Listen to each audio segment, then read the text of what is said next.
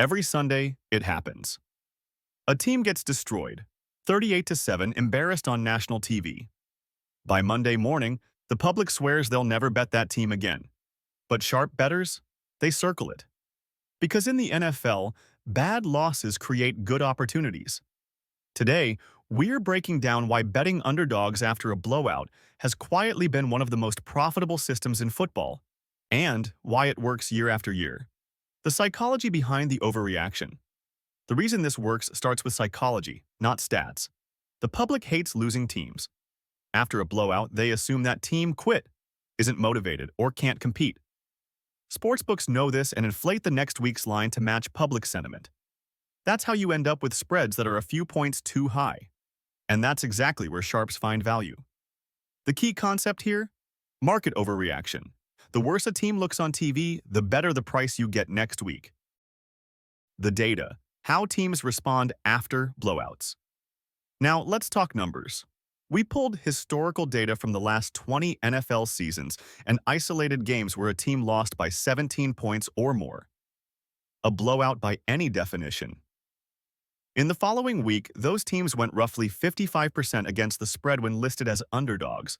That's a profitable trend over thousands of games, and one that holds steady across decades. Even better, teams that lost by 20-plus points covered around 57% of the time. If they were at home the next week, the rate climbed near 60%.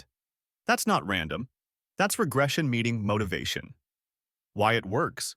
Regression and motivation. Two forces drive this pattern. Regression to the mean and emotional response. Regression means teams rarely perform as badly twice in a row. Bad luck, turnovers, and variance all balance out over time, especially in the NFL, where talent gaps are smaller than they look. Motivation adds the human element. Coaches emphasize bounce-back weeks. Players lock in after embarrassment. And for underdogs, the next game becomes a statement, especially when they're undervalued by the market. When the trend is strongest. This isn't a blind system. It's strongest under specific conditions. The bounce-back edge performs best when the blowout was on national TV. Public memory lingers longer. The next week's opponent is a public favorite, like the Chiefs or Cowboys.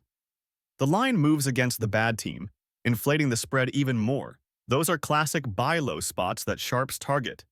And when you combine them, your expected value jumps dramatically. Real examples from recent seasons. Let's look at recent examples. 2022 Jaguars lost 40-14 to Detroit. Next week, beat Tennessee outright as +4 underdogs.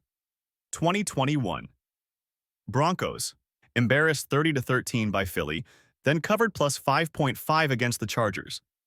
2020 Patriots crushed 33-6 by the Niners, then upset the Bills as +3.5 dogs. Different teams, same pattern. Overreaction followed by correction. How to use the system. Here's how to bet it like a sharp. Track teams that lose by 17-plus points.